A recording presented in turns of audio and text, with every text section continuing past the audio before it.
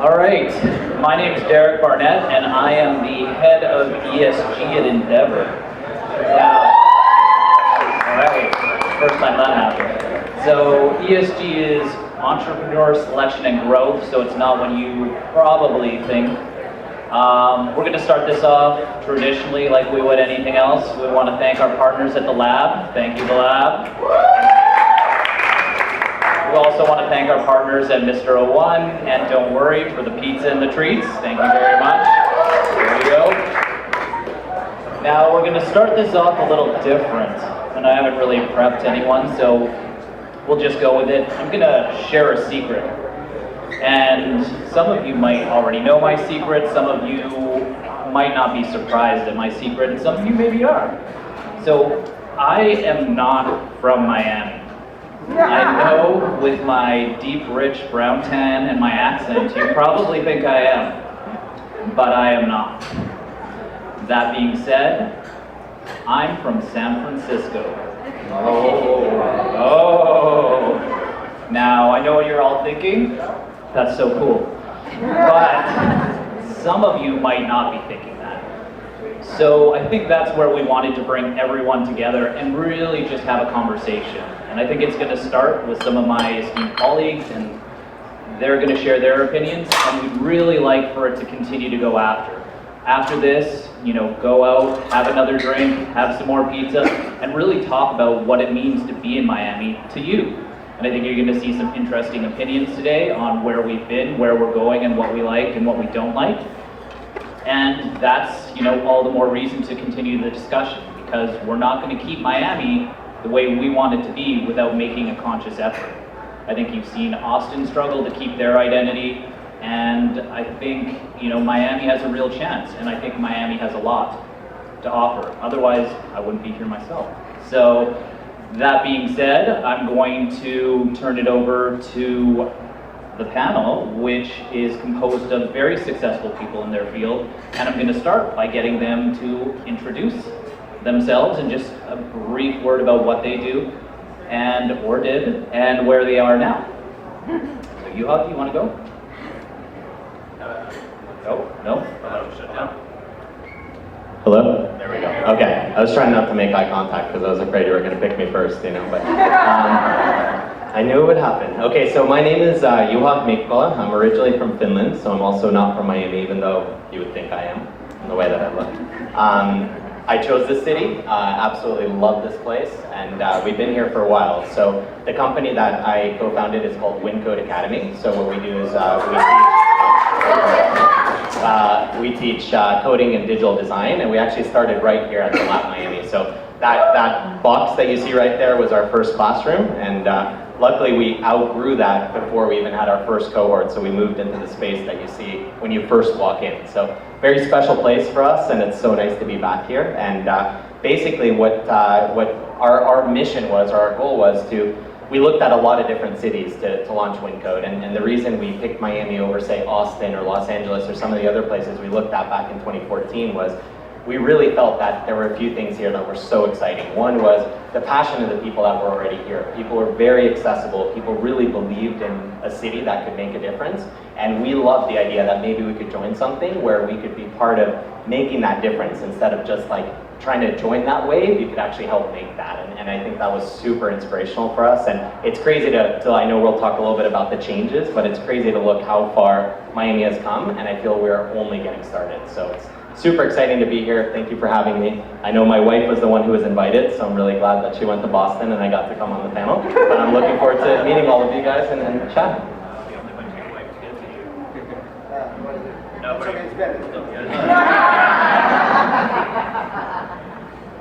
Hi everyone, I'm Anna Lindo. I'm the CEO and co-founder of Bravehealth. We make behavioral health care more accessible to people all over the country. And I actually started Brave, and we still have an office at CIC. And I actually moved to Miami completely by accident. I planned to come for 3 months, and I never left. Anyone else here was here by accident? Anyone? We got a couple people. Okay. And it's the best accident. It's the best thing. It's the best place to start a business. I couldn't have done what has been possible for me over the past 5 years if I had been in a city that was a lot more expensive. So I think that at that time, you know, the cost of living was a huge, huge driver of my decision from a sort of tactical standpoint, but then also just like you, I was saying, the energy is incredible here. So thanks for having me. Hi everyone, my name is Sanchez, and I am originally from Spain actually, but I've been here already for 20 years, so I'm an old insert in Miami. Our company is Oliver Gal, and we design and manufacture sexy art for cool people, so all of you. Here in Florida for the most part, and we've had production and manufacturing here in South Florida for the past 18 years.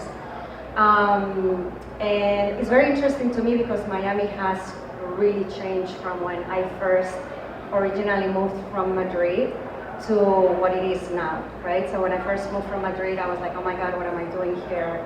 This is just a tourist place. And throughout the years, I've seen the landscape and the people and the business and industry and just the culture change significantly, and it continues changing. So that's very exciting, and I think it's a great place to be, and obviously it's given me a lot of opportunities and my family.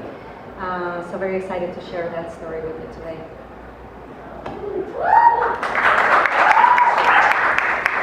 Hello everyone, my name is Felipe Sommer. I'm one of the founders of Nearpod.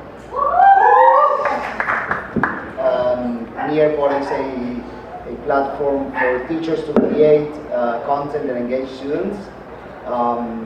We had an amazing ride, started the company in 2012 here in Miami, just because I was living in Miami, not because we decided to start it here. And as Anna said, this place changed completely. The company did very well. We sold the company back in March to a larger edtech company. But the ride has been amazing here in Miami. We ended up, when I left the company, we were 300 people. Around 200 of those here in South Florida. So really an amazing place to start a company back then. And today I'm not planning to start anything new, but I imagine that it would be a perfect place to do it. So great to be here, and I look forward to chatting with you later.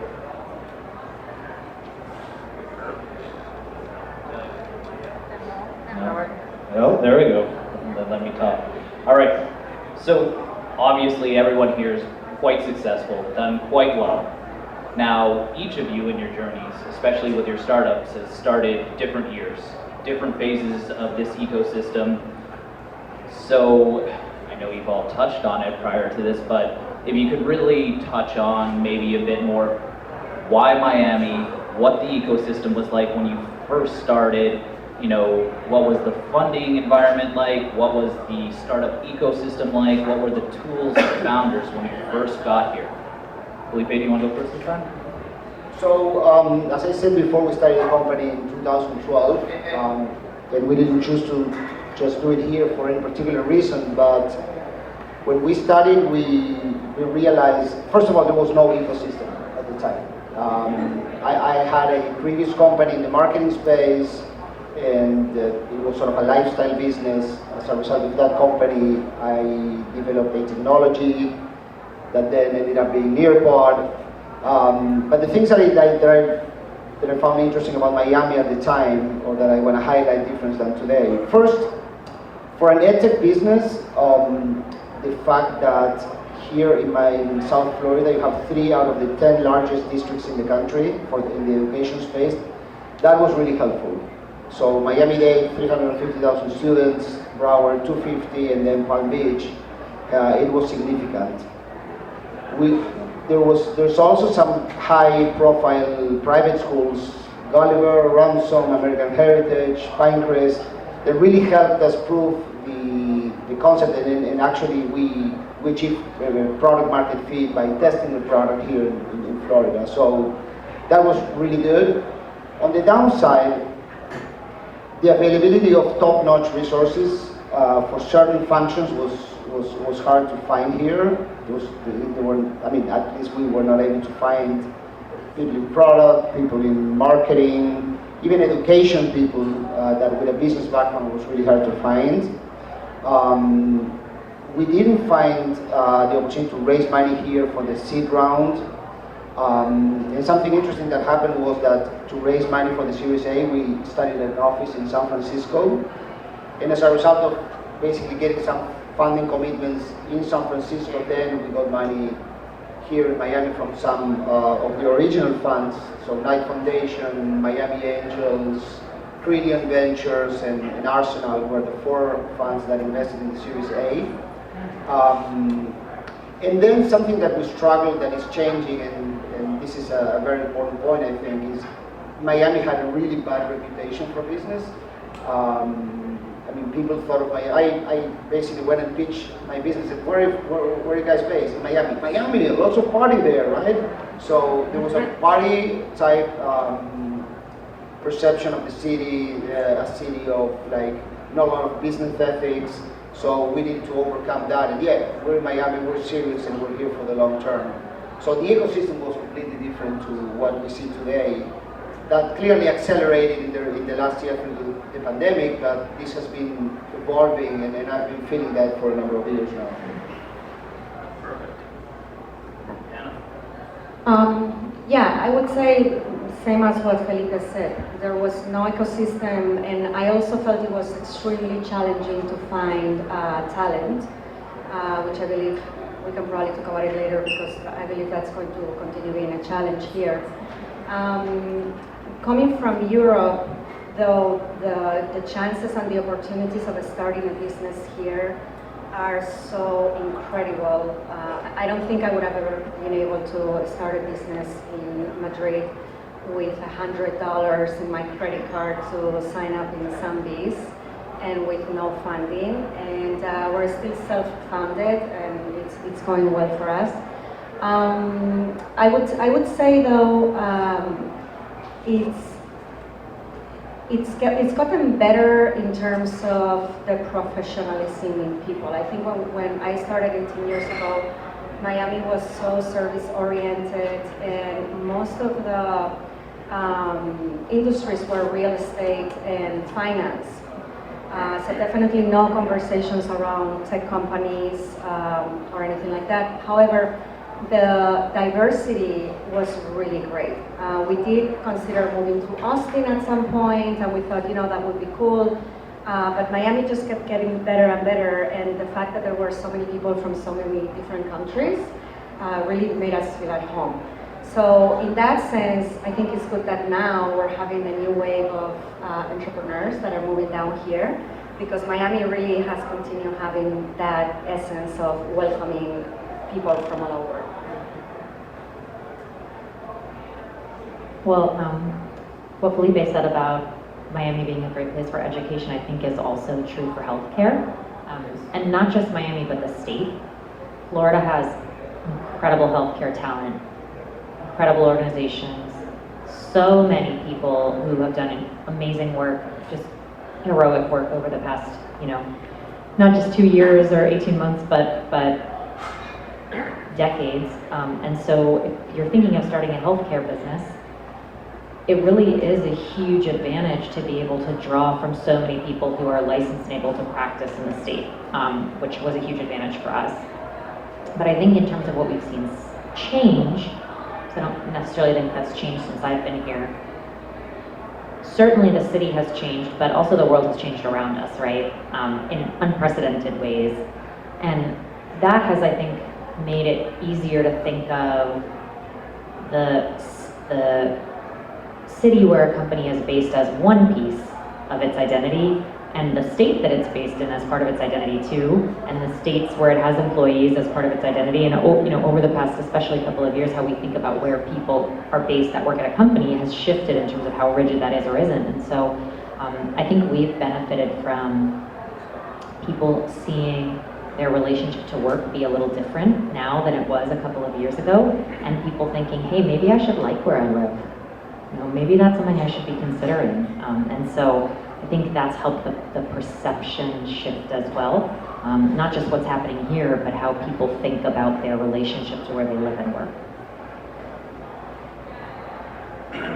So I want to take you guys back to 2013 when we were thinking about moving to Miami to start. And literally there were 5 articles that mentioned Miami and tech that had been published. So what I thought was a reasonable thing to do is I printed all of these articles and I highlighted the names of every person that was mentioned. And I decided I'm going to go on vacation to Miami during Christmas time when nobody was working. I'm going to meet every one of these people and ask them what they think of this ecosystem. And the crazy thing is every one of those people took the meeting and all of them talked so highly about what their vision was. So this included Matt Hagman and Knight Foundation. It was the guys who started the lab. It was Susan Ahmad and Ivan at Venture Hive, like all these like early players. And you could feel that like the building blocks were there. You know, like the stuff that people wanted to do was very ambitious, and I think it was super early, but I think you could tell that something big was going to happen, and I think that was very attractive for us. And actually the first meetup we went to was in this room, and it was like the day, I think it was the day before Christmas or something, and my wife's like, we're not going down there, it's like a developer meetup, like no one's going to be there. And we showed up and it was packed. Like the people who were here were like super excited, really ready to go. And the guy who ran that, Ernie, was running code for Miami. He's now our head instructor at Winco and Brain Station. So it's crazy how these things like come around. But anyway, I think it was, there's no doubt it was early, but I think there was a desire and I think attitude and a hustle that you could feel that was gonna go places. And I think in some ways it's taken a while, in other ways it's happened really fast when you think about where Miami is today. And I think the other things that were crazy is just infrastructure-wise, like I mean, Wynwood was the place for us. We love this. We're like, if we're gonna do something, we're gonna move to the city, we need a neighborhood like this. And there were 3 places to eat here, which is insane to think. Like, you had Joey's, you had Wynwood Kitchen, and you had Jefe's Taco Truck that came on Tuesdays. If you wanted something else, you brought your lunch, or you drove, to another neighborhood. So it was crazy. It was free parking. You didn't pay for parking in the neighborhood. Luckily, you had cold brew at Panther Coffee, so you could keep going. But I think a lot of that obviously has come a super long way. But I think one of the issues that we had as a company was when it did come time to raise money. I think one, being in a market like Miami was actually very tough. It was a smaller market. I think what we realized after, now that we got acquired by Brain Station, which is a global leader in skills training, in January. So we went from 1,000 graduates to a family of 100,000 graduates. So we can see sort of behind the curtain of how a big player does this. And there are certain things where I'm like, man, we really nailed it. Like, we found our own way to like make this work in Miami, and we focused on diversity, we focused on scholarships, we focused on support. Like, our admissions teams were bilingual, we had bilingual instructors, different things that like you can make it work. But I think it was challenging. And when it came time to raise money, we raised money from a company in Sweden, which as a Finn is like our biggest rival. You should never talk to a Swede, but it was the second time that I made a deal with a Swedish company, which is really cool. And then when it came time to be acquired, it was also out of state. So I think like there's definitely a need to kind of go outside, but I see that changing. We'll talk more about where things are today. And I mean, startups used to leave Miami to go raise money, and most of them didn't come back. And now startups are coming here to raise money, which is absolutely insane. It's crazy for the people who've been here, but it's so cool. Amazing. So obviously 1 or 2 changes. I don't think you get free parking in Wynwood anymore, do you? I think you even have to You can. I'll tell you guys a secret. At the school, there's a high school over there. It's still free parking, so that's where I park and I walk up. All right, I think that's going to Don't take my spot. Don't take my spot. But yeah, even now to see the Wynwood walls, you pay, I think. So. Yeah, that's not. Anyways, let's Reserve focus on the positive. We're going to go into the positive right now. So obviously Miami's changed. We're seeing a huge inflow of not only companies, people, professionals, jobs. Let's go through what your favorite things are now about the ecosystem. What do you love? What do you think screams Miami in terms of the definition of this ecosystem and what you love so much about it? Joel, you want to start? Sure. Yeah, I mean, I think one thing that's amazing is I was just in California last week, and you talk to people and people know Mayor Suarez, people know Miami, like people are talking about it. It's like legitimate, and that seems crazy. It was always like, people looked at me like, you're in Miami and you're doing tech? Like, what's wrong with you? Like, why are you doing that to yourself? I'm like, oh, I like pain. That's why I do it. I want to be part of this. So I think that's really cool. I think it's awesome to see that.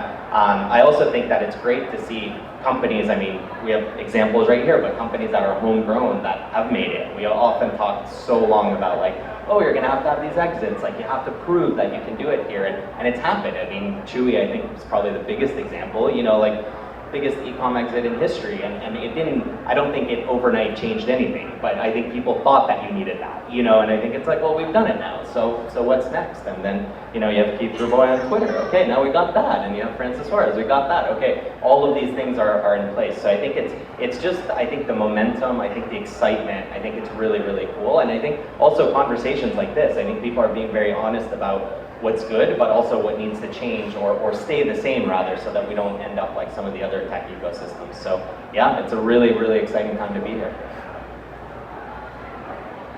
So I'm from New York, and got some New Yorkers here. And in my past jobs, I'd spend a lot of time on the West Coast also, and in DC. And I always felt like in the different cities that I spent time in, there was like talking points. That if you would go to an event with people, if it was in New York, it was like, what do you do? What do you want to do after that? How fast are you going to get there? And in San Francisco, it was like, who are your investors? How much have you raised? And in DC, it was like, who do you work for? Who do they work for? And in Miami, people are like, it's a nice day today. What are you interested in? Do you paddleboard? Like, people kind of live their lives here. Like, I have people who are actually my friends and I don't really know what their jobs are. Like, maybe I've asked, maybe don't really know what my job is. In fact, I have a close friend who the other day said, I didn't know you're a CEO. And that was like kind of a good thing, because it meant for me that I said, I'm so glad that we have a relationship, and she's a really talented, successful entrepreneur. But it was like we had a relationship where we talk about what's interesting to us about what we're building. Not about how much we've raised or haven't raised or what we don't have that we wish we had. We talk about what are the problems in healthcare? What have been our experiences as women and patients? What do we think should be different? And so that's my favorite thing is, I think you can be a person here. I don't think living here you get reduced down to what are your 3 talking points that you bring to an event and how do you kind of stack them up against everybody else? Because that was always a vibe that I had in any other city I had been to. And it's kind of exhausting. Right? Because none of us want to be bullet points. So that's one of my things that was an adjustment for me. I had to catch myself the first year I lived here. I'd say, what do you do? And people would be like right now, well, I'm going paddleboarding.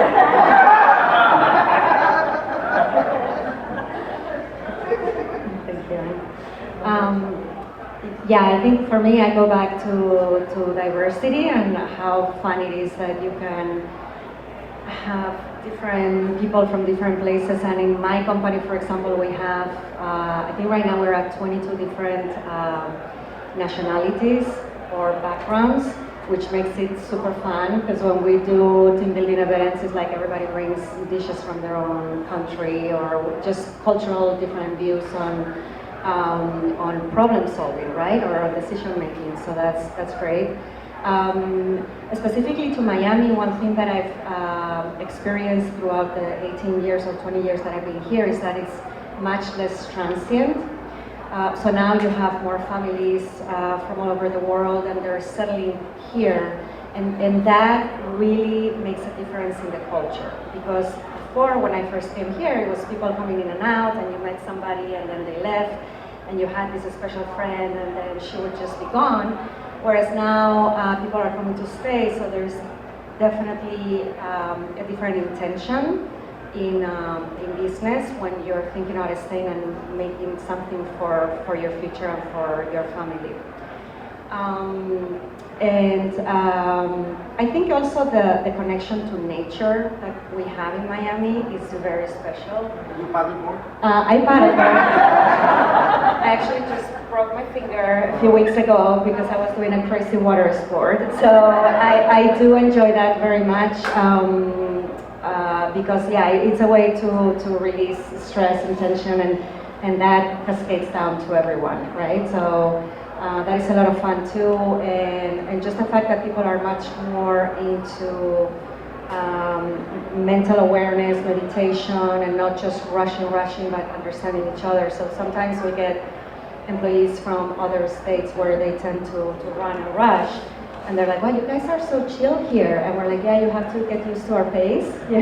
But we're still very productive and we're still very successful. It's just that we just, I start my meetings with 2 minutes meditation, and sometimes people are like, okay, are you sure? And I'm like, yeah, you get used to it.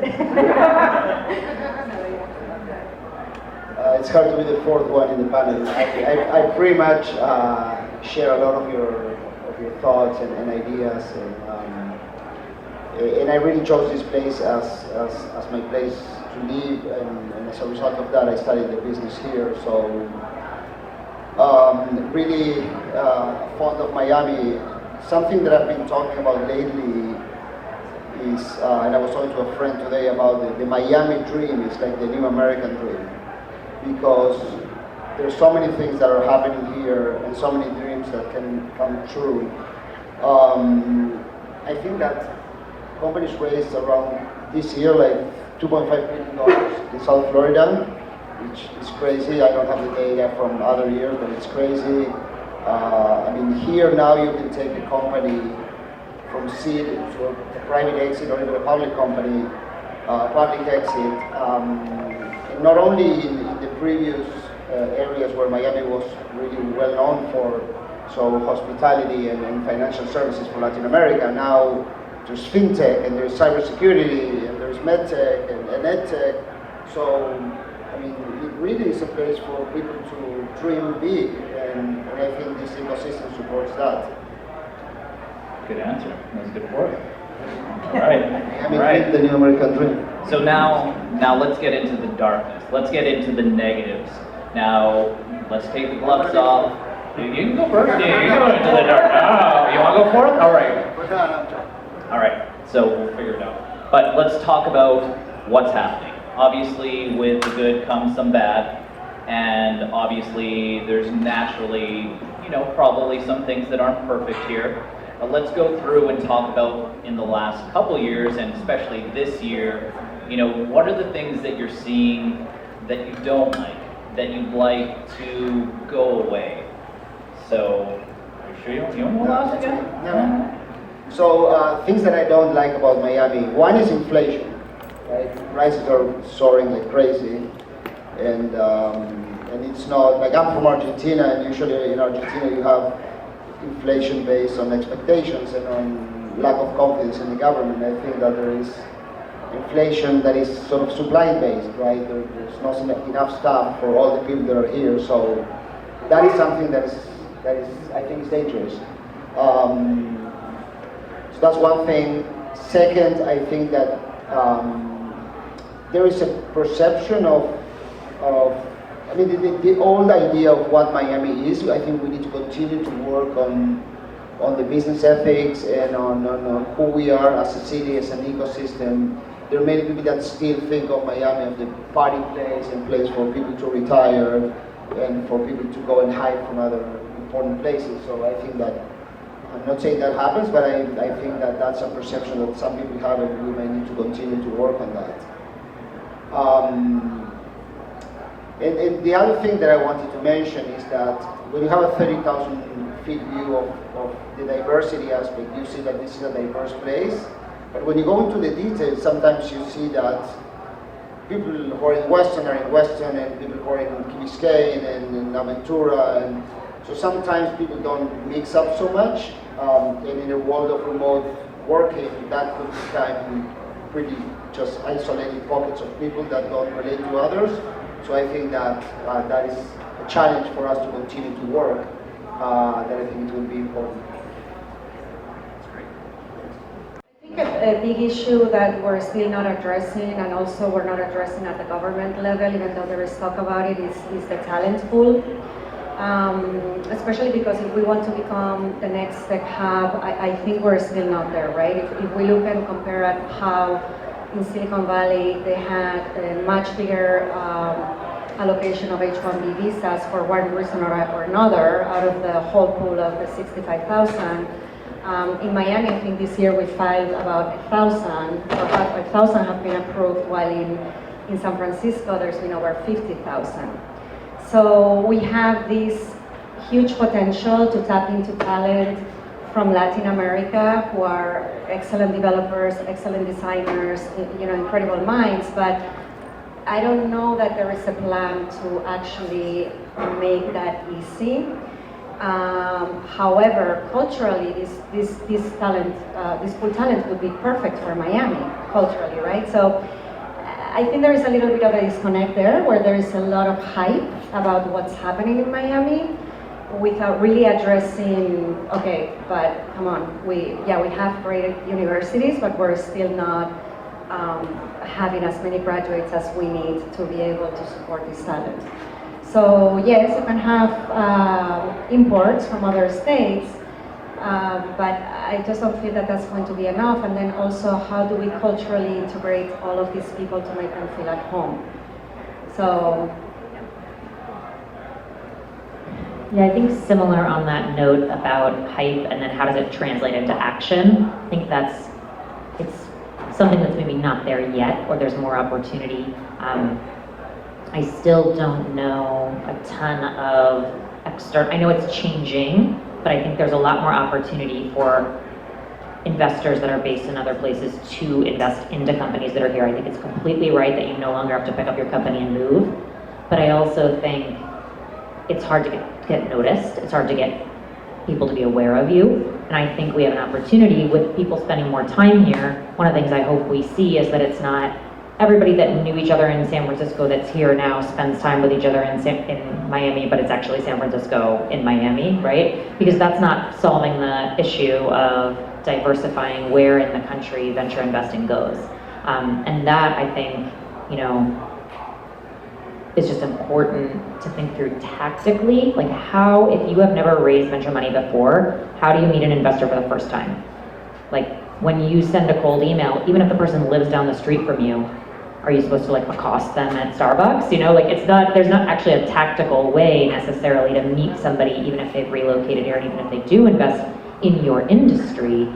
And I think that's just a scary thing, and as a first-time founder, wasn't something, I had to lean on other people for those introductions, and I hope that we're able to continue to develop more channels for people who have talent and great ideas here to get exposed to potential funding.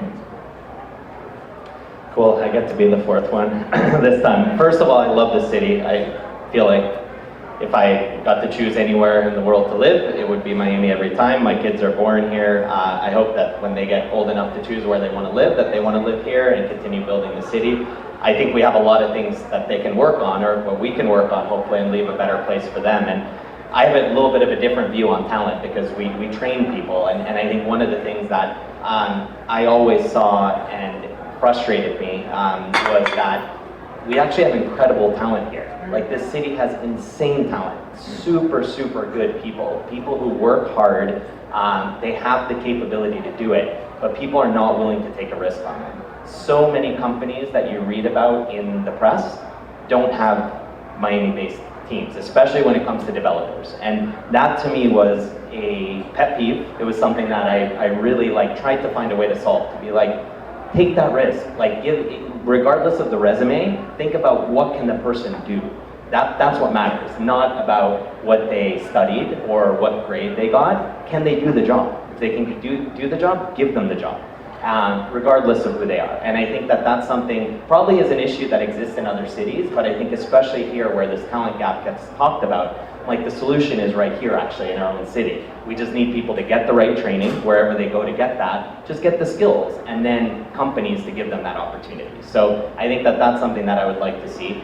There's a couple other things. I think income inequality is a huge issue in the city. I think that that is something no matter where you fall on that spectrum, it's not a nice city to live in if there's people who can't get by, if there's people who can't enjoy their lives, if there's people who can't enjoy what Miami has to offer. It's not a nice place to live. You need a city where everybody can get by, everyone can live a decent life, right? And I think Miami has been known, I think, as a party city, but also as a city where people who made money somewhere else come to spend it.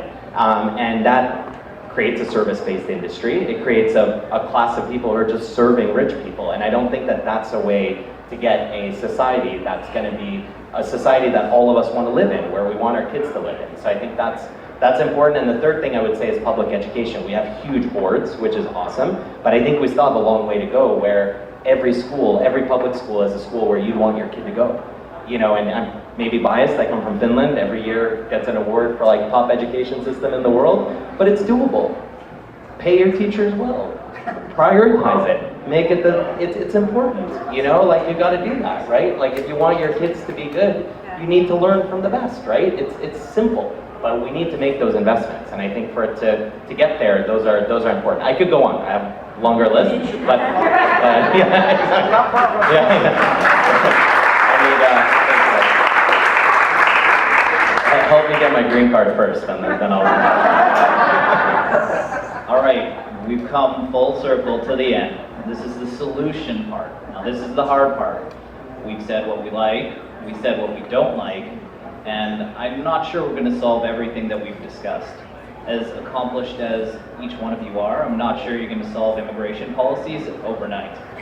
But what are the things that you're doing with your companies and your day-to-day that are keeping the positives in Miami and working to mitigate some of these negatives?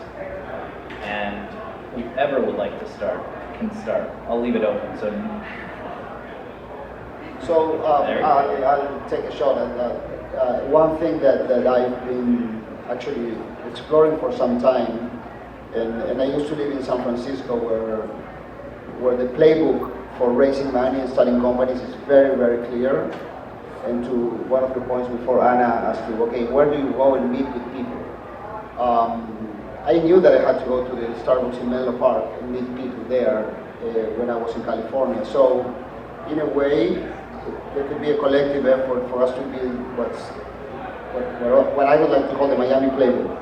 And this is a number of sort of best practices, rules, codes, whatever we call it. I don't even know the shape of this, but how you do business, how you start companies, how you get fundraising, how you find lawyers, how you, what process do you follow to get a company from seed to growth, to hyper growth, to exit, etc.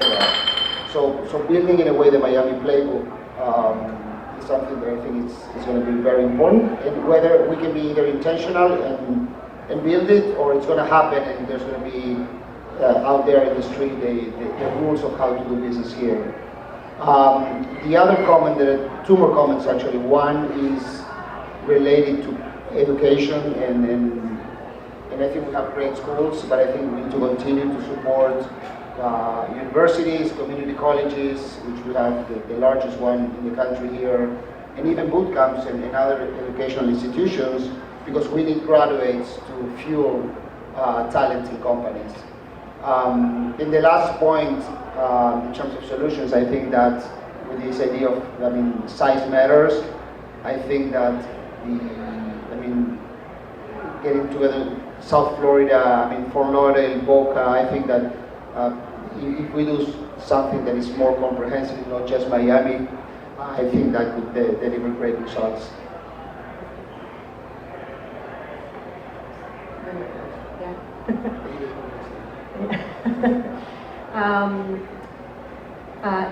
I think Miami is wonderful and amazing, and I don't think there are a lot of things that need to be improved a lot. But I think, though, there is a point as far as women in the workforce. I think there is this culture here in Miami where I have a lot of friends that are very talented, and it's just very hard for them to find the right help. Or if they find it is extremely expensive for them to be able to work and for example running a business is not a small feat, and when you have small children it's very, very hard to find somebody that you can rely on and finding that help. So what can we do, all of us as a society, to making sure that that help is available, but also that there is no stigma around women being the ones that are working and where the kids feel okay because their mom is not there 24/7. I don't know how to fix that, but there is, again, going back to there is no real availability for work visas for a lot of the people that are undocumented that help in the houses. And I think that's going to become more and more of a problem as we go. And I don't think there is enough conversation around that. I would say infrastructure, I think, is going to be a problem too. Miami is quite expensive, and of course we can work remotely, but you still want to go into the office once in a while, and I'm not sure that we're doing the right things yet for public transportation, or that we're having the right conversations about that yet.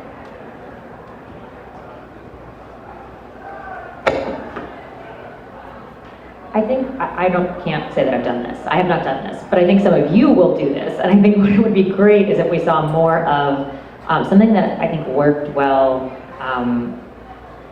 in other cities that we're starting to gain steam. Or it certainly worked in New York, and there was sort of a similar groundswell of startup, very different in some ways, but some similarities of startup energy happened in like 2010, 2011. You're all here, which is amazing. You get to a point where someone can't move here and find the 5 people and meet with those 5 people, right? You start to get to a point where there's a lot of energy around innovation and startups and doing new things, which is great. Then we sort of have to break off into smaller groups and say, okay, there's health tech, right? There's ed tech, there's women in tech, whatever it is, that however you can kind of find a tribe of people who are excited about the things that you're doing and connect with them. I think that's how you keep the momentum, because eventually we can't fit in a room, right? This room is full, which is incredible, but then we have to take that energy and find reasons for people to keep gathering, keep building relationships, and make it about more than a social event, right? And try to have those discussions about how can we help each other in our work, and those are more likely to happen maybe if you organize around industry or stage or the problems that you're solving, right? So I hope that we start to see some more of that, because I think even since I've been here for 5 years, I can't imagine coming to an event like this 5 years ago, and just the density of excitement is wonderful, but that means now there's an opportunity to start to think about, again, tactically, how can we work together, and maybe start to divide a little bit by industry and business challenge. We get a really cool view as being an educator in terms of how important the pathways are for people to reinvent themselves, and especially in Miami with the service industry focus, it's like, can somebody who is an Uber driver or a valet driver or someone who works at the zoo, become a developer or digital designer? Like, yes, they have the skills to do it, but they might not be able to afford it. They might not be able to take 12 weeks off of their careers or their lives. Who's going to pay the bills? Who's going to take care of the kids? Who's going to take care of the parents or the grandparents in many cases, right? So I think it's about delivering those pathways, and I think we're all responsible for helping make that happen, because that's going to make our tech scene stronger, more diverse, and more representative of the city. And we're lucky now that we're part of BrainStation. We have more resources. We were just, for a long time, self-funded, a small player, but we've been able to do some really cool stuff. We just released something with Latinas in Tech, where there's 50 full ride scholarships available for our programs, which is awesome. We're super excited about that. We want to do more things like that. I think that's what this is all about, is giving people the opportunity who we know have the skills.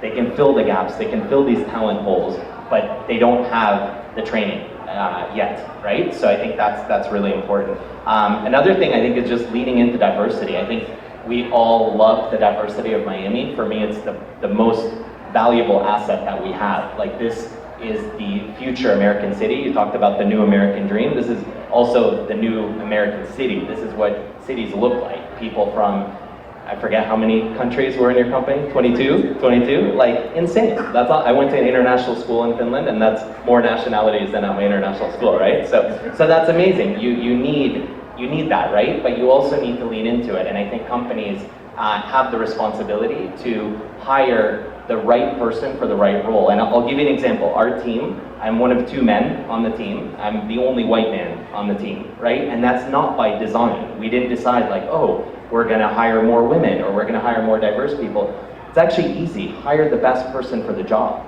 and you're gonna get a diverse team, because those people are overlooked, right? Those people aren't given a chance, right? So if you just do that and you don't look at, okay, whatever, we need to do this, get the best person, and you're gonna notice also, you're gonna get the best products, you're gonna have the best team, because you're gonna have a difference of opinion, a positive difference of opinion, where people are bringing that to the table. So I think that's what we need to think about, rather than there are a lot of well-funded companies, new ones, that have made the move, and when you talk to them, they're not hiring from Miami. They're recruiting, which is kind of cool. They're recruiting from outside. People are buying the Miami dream, and when they get people here, they have a really good close rate when they get them here, which is awesome. But we have the people here, and I think it's on all of us to make sure that we lift each other up, whether you're new to Miami or you've been here for a really long time, to make sure that we're filling these roles and building an ecosystem that whether or not these companies work out, those are the future leaders of what we're doing. Amazing. Amazing. All right, a couple more things. I think first, I'd like to thank all the amazing panelists for coming out and sharing their opinion and sharing their journey.